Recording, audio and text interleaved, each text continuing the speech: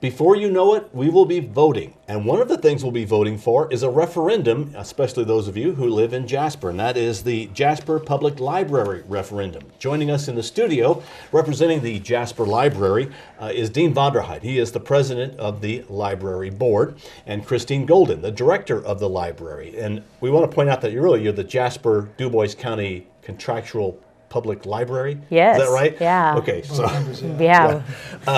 Well, first of all, let's start off with what is the Jasper Public Library referendum that will be on the ballot starting October 12th?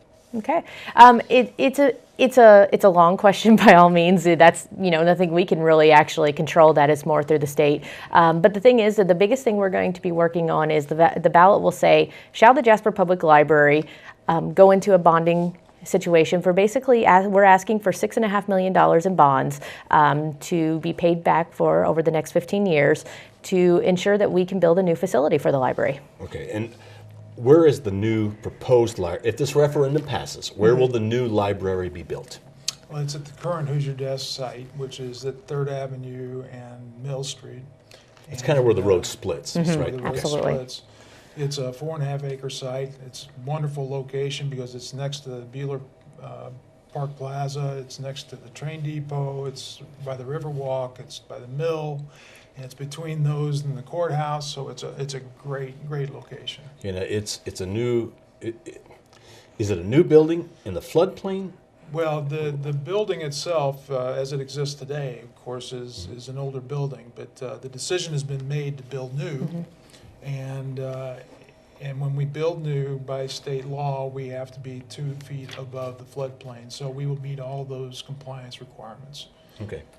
Now, what everybody wants to know, what's it going to cost taxpayers? How's it going to affect me? The biggest thing we've really been working on is this is something we've been very upfront about. The question, the referendum question, will ask the amount, and we've been very upfront in telling people it's the actual rate is 0.0595 cents per $100 of net assessed value. There's been a lot of confusion about that lately in different media outlets, conversations that we've been having with people that they don't understand that it is net assessed value. That's a very big difference than what your market value of your house would be. So we've really made sure that everybody understands that, and it's the same rate for both homeowners and business owners. I think that's important. It absolutely is. Obviously with your home, you're going to have more deductions. You're going to have, your standard deduction, your homestead deduction. So those, that does make that rate come down where, a home might be worth $133,000 on the market value, but by the time you get down after your deductions, that net assessed value is so much less than that. So that's the rate. It's that form. It's that line 3 on your tax assessment form you get every year. So we've really made sure that people understand that. So for a median homeowner in Jasper, that equates to a $2.69 per month increase, or $32 a year. Okay, and if you look at that compared to what you pay for the library services, which is free, that's not a bad deal. It's not, and it's important for people to know that this obviously is above the current rate, which you're already paying for these services. And we've had a few people ask about how this is impacted by property tax caps, by the TIF districts. This is all outside of that. So everybody, will be paying the fair share. That was important to us. That's why we went to a referendum with this, because if we didn't, it would have impacted other people much more dramatically than those inside the property tax cap. And we wanted to make sure everyone had an equal say in this. So the other thing about the referendum is that we have a worst case scenario as part of the verbiage there. The $6.5 million is up to a bonding up to $6.5 million. It's our intention as a library board to be able to collect some private funding to go against that.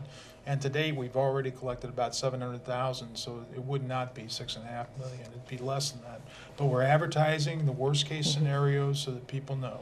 You also advertise the worst case scenario when it comes to the financing. You also advertise at a very much higher interest rate than what we would probably, most undoubtedly be paying. So that's really encouraging that, this really looks at it as that worst case scenario, which we don't believe will happen. Yeah, you're not fooling people. You're telling them this is the worst it's going to be. That's a great way to do it. What about the arts portion, the cultural center? Does that have an impact? Well, the arts funding is completely separate from Okay. this, and as far as the referendum goes, I think without the referendum passing, there is no cultural center.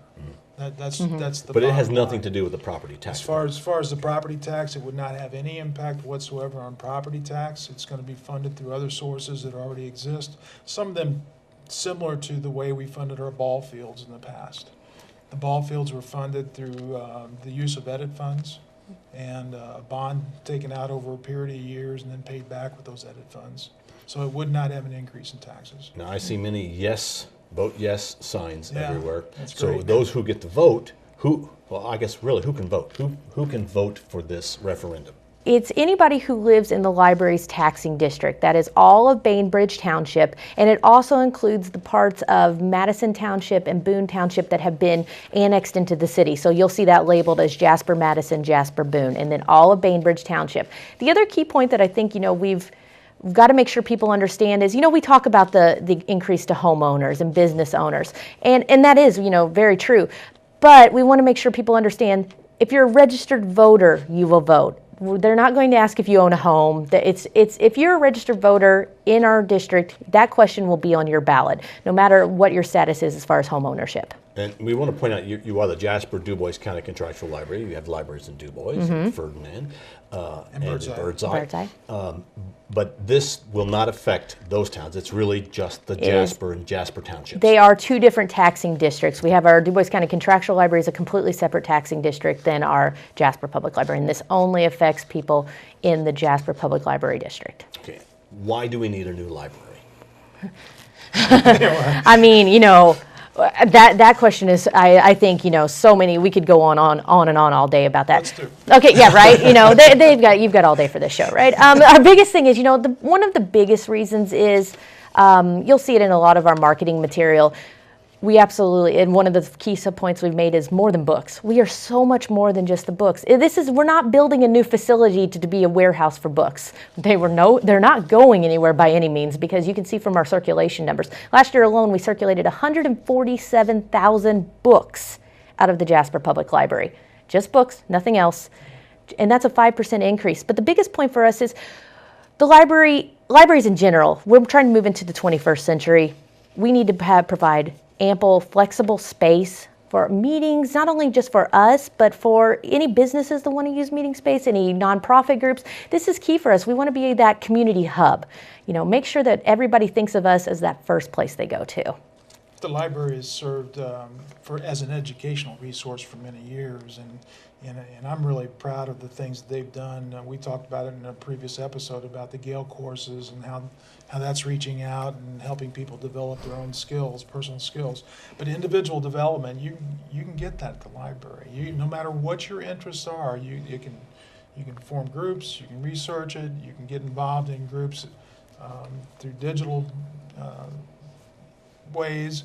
It's a great resource for all age groups from all backgrounds, and I'm just really proud of the fact that we have an impact on some of the educational needs here in the area. Absolutely. For us, one more thing with that is, this provides us not only the flexible space, but it also provides us ample parking. This new plan has over 200 parking spots. So, we're just thrilled. Can you imagine being able to go to the library and not have to, circle waiting? And the other thing is, we are absolutely fully handicap compliable right now, but we want to be handicap accessible. There's a big difference. There's a big difference on, making sure that when people come in, they feel comfortable using our services and staying in our building. When I was in the business world and recruiting talent to this area, one of the big challenges we had was getting people to come here. You would tour the schools, and the schools would get a check. They would tour the churches, check. Ball fields, parks, check. Came to the library, it wasn't so desirable. It was less than desirable. And the economic basis of our community is how strong our industries are, our businesses are. That's where our jobs come from, and we're very fortunate here in Jasper. We've got to continue that viability economically, and that really, this investment in the future, this investment is for the future of Jasper. It's not just about today. It's the future of Jasper and the economics of keeping our businesses strong, keeping them staying here in Jasper and not moving out. Now, I hate to ask this, but what if the referendum fails? I know, it's tough to even think about, because of the fact that I think it's even tough. Can't. It can. I think the reason it's even tougher to think about, Bill, is the fact that we have so many people stepping up to support us in a way that I could have never imagined when we started this process 2 years ago. People that, I would never imagine are knocking on my door saying, how can we help? And it's not necessarily people who even just use the library on a daily basis. They just understand the value of a wonderful public library. So, really what it comes down to is we're going to lose pretty much everything we've worked for. The biggest thing is the library, come November 9th, if the referendum fails, nothing's going to change. The library is going to stay where it is, as it is. The other key point, and I'll let Dean talk about this because they've worked so hard, this group, on really making sure that people understand just how much money we have raised for this project already. Yeah, we've, as Jasper leads, we went out and in the community, we're trying to, first of all, meet the grant that Jim and Pat Tennant put together, and that was it's a wonderful gesture on their behalf, but we've matched that. We're beyond it. We're at about $4.1 million right now, and $700,000 of that toward the library. I'm just excited the fact that the community is getting behind this. We're still trying to raise additional funds. We'd like to be at $6 million by the time voting comes, and we had targeted originally that November, October timeframe. So we've got some work to do to reach that, but we're well on our way, and the momentum has picked up.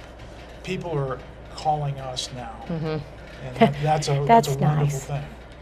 And it's okay if they call you and get involved. Absolutely. Or make donations, That's I guess, right. too. Okay. It's it's been really encouraging, and that's one of the key points on all these pledges, which Dean just mentioned. We're over $4 million in pledges. Every single one of these pledges has said, we are only going to do this if the referendum passes. Only if the referendum passes, so that money goes away or at least gets reconsidered. Yeah. And if someone wants details, because and if they're worried about what it's going to cost them, there is a way they can get more information. That's one of the really, I think, strongest points we've made is that we're being very upfront with our information and material this time around. We've developed a wonderful FAQ website. It's just you just go to myjasperlibrary.org. If you can't find it there, all you have to do is just go to the library's main page. We have it on the header right there that you can find it. The coolest thing with it, Bill, is we've added a calculator. It's clear, it's gonna show you how to find your tax bill if you don't have it in hand. Everybody gets one every year, but if you don't have it in hand, it's gonna show you where to get that information, what you put in, and that's gonna give you that monthly rate. I think that's key for people to understand. We did a monthly rate because we wanted to make it relatable to everyone. There's so many people that pay their property taxes out of their escrow accounts, their mortgages. We're not trying to deceive anybody by any means. If you want to know your yearly rate, just take that number times 12 and there it is. So and it clearly says on there that that's a monthly rate. And we would encourage people to go out there and use that because we get the word that, oh, my tax is going to go up $700, and no, it's not. You go out there and use a calculator and recalculate it into somewhere 200 and something. Yeah, I had a gentleman say, "Oh, I'm thrilled to do this. I'm absolutely thrilled for the library. My taxes are only going to go up $75 a year." Well, I knew the gentleman a little bit, and I said, go out there and look again. And he wrote back. He's like, "Thank you for letting me know. It's actually $22 a year." So he was thrilled at 75, but to come back and it really is only 22. I think people are actually going to be very pleasantly surprised. And like you said, the median's about $33. Yeah, 32, $33. exactly. Yeah. All right. Well, thanks both of you for coming in. You want everybody to vote yes for the Jasper Public Library We do, because right? we definitely believe in the project, and I hope I think we're making very good strides, and I hope the rest of the community gets on board as well. Yeah, this is about the future of Jasper, and it's an investment in our future versus the alternative is managing our decline, and we're not ready for that. And when you vote, you just like you would vote normally, and it's going to be the last things on the ballot. Yeah, it's down at that bottom. Yeah, there's Dubois. There's a referendum there. There is. For Jasper, there's the library referendum, and it's make sure you go through all the pages, start at the president, move all the way down to the last page, and that's where you. And that's one more quick point I'll make is you don't have to vote for anything else if you want to just go down and vote for the library. That's what you're passionate about. You can skip the others. There's no rule that says you have to vote for everything. Yeah, there is no, you can go and just not vote for certain things and vote for just the things you want. Absolutely. Vote for the things you're comfortable voting for. Christine and Dean, thank you very much for coming in. Thank you, Bill. Our guests have been Christine Golden and Dean Vonderheide with the Jasper Public Library. The Jasper Public Library referendum will be on the ballots now, and remember, you can start early voting October 12th all the way through November 8th. Thanks to both of you for coming in. We appreciate it. This is WJTS. We are local people watching local people.